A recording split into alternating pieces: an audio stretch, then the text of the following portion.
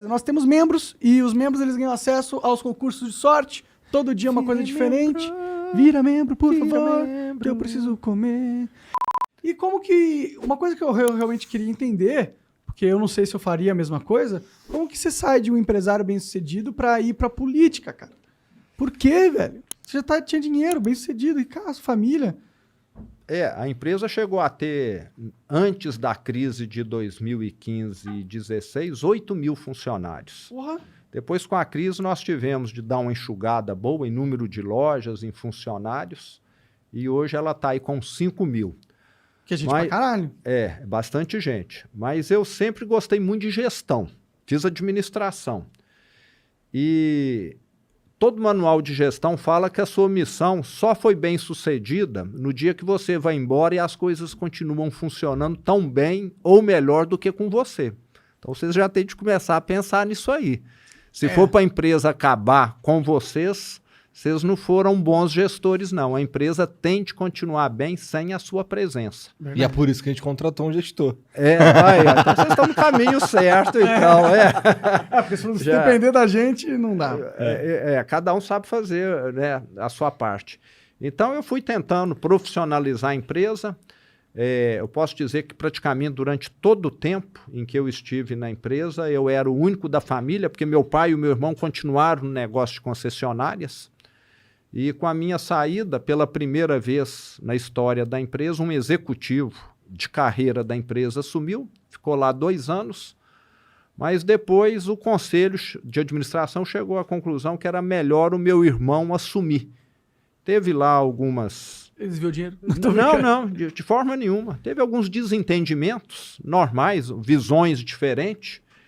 E hoje a empresa é presidida pelo meu irmão, que está fazendo um ótimo trabalho lá. Seu irmão mais velho, mais novo? É uma dupla caipira, Romeu e Romero, né? Romeu e Romero. Tinha de ser aqui Monarca e Calói, né, também, né? Não é isso, né? Então... zoado o nome, não ia ser legal, né?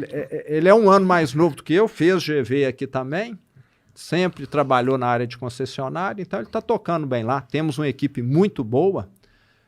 Vai lembrar que empresa no interior, o pessoal entra e trabalha, às vezes, 20 anos, 30 anos. Então, nós temos lá, né? Muitos diretores que estão lá há 20 a 30 anos, conhecem o negócio muito bem. Então... Mas por que, cara? Pra política, cara. Já estava bem, mano, aposentado. Eu sempre falei, eu quero sair da empresa enquanto eu estou mais novo, porque muitos empresários, eu já assisti isso, têm um apego tão grande com o negócio, que só sai para ir para o hospital ou para o cemitério. Eu falei, eu não quero esse futuro para mim, não. Saí, fui para o Conselho de Administração em 2016 e estava no Conselho. No Conselho você não precisa estar trabalhando mais 18 horas por dia, fica mais tranquilo.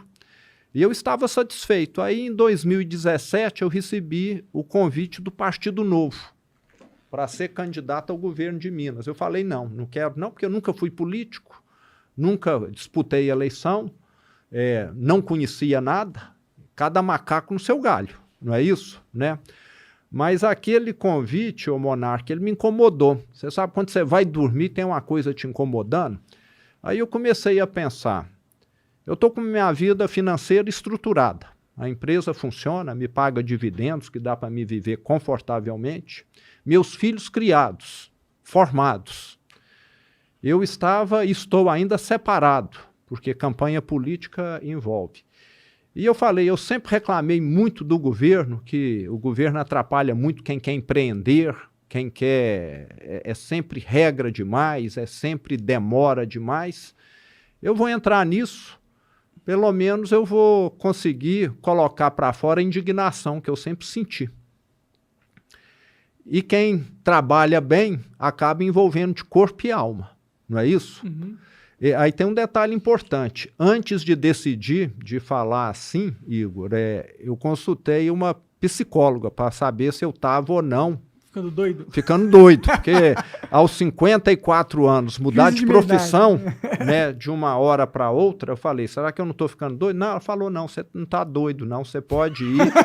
Você está certo, você está com indignação, você está com vontade de ver. Vale lembrar que nessa época aí foi a época que teve impeachment da ex-presidente, que teve Petrolão, que teve aquela bagunçada toda ali, aquelas gravações que você nem sabia se no dia seguinte o Brasil ia continuar existindo. Então ela falou, pode ir. E eu entrei de cabeça e alma.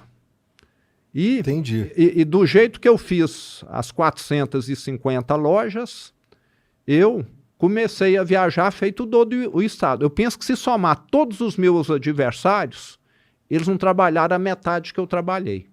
E trabalho nós sabemos que dá resultado.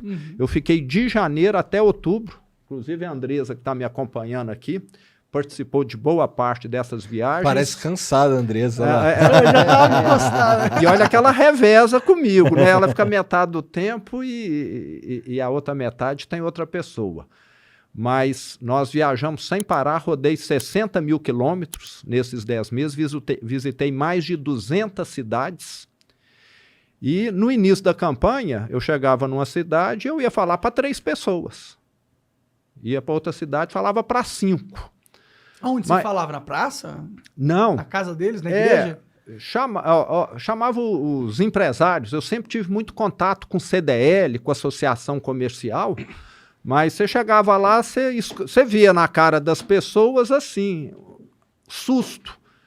Esse sujeito que sempre foi lojista como eu, querer ser candidato a governador, E será começa que já alto, né? Já começa governador.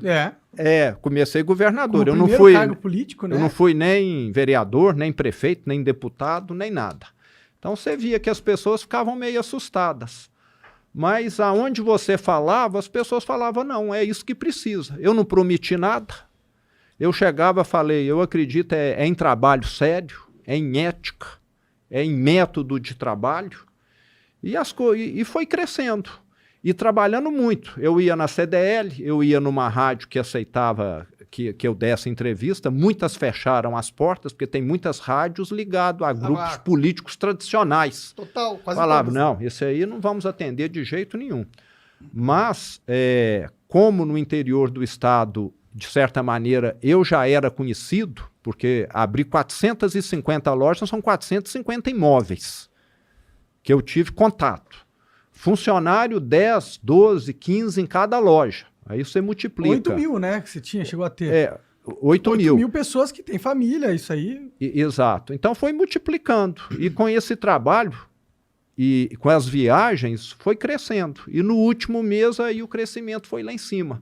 Uma regra que me ajudou muito foi que, pela regra eleitoral, determinava que somente poderia participar de debate candidatos que tinham, acho que acima de 10% de intenção de votos. Uhum.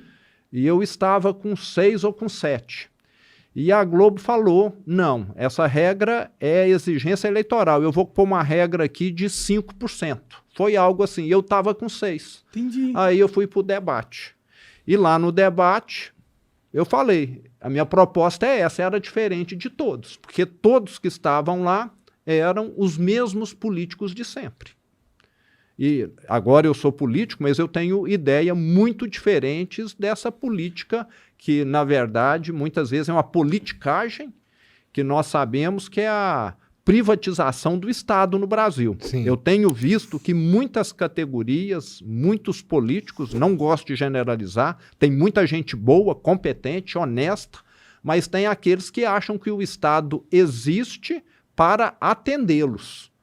É como se eles fossem dono do Estado. Vocês são donos aqui do negócio de vocês, mas o Estado é de todos, é dos 210 milhões de brasileiros. Sim, o Estado é o nosso sócio também nesse empreendimento aqui. Só nos lucros, né? Só nos lucros. Se você tiver prejuízo, ele vem Pau te no meu ajudar, cu. não vem te ajudar de jeito nenhum. E me dificulta ter os lucros também.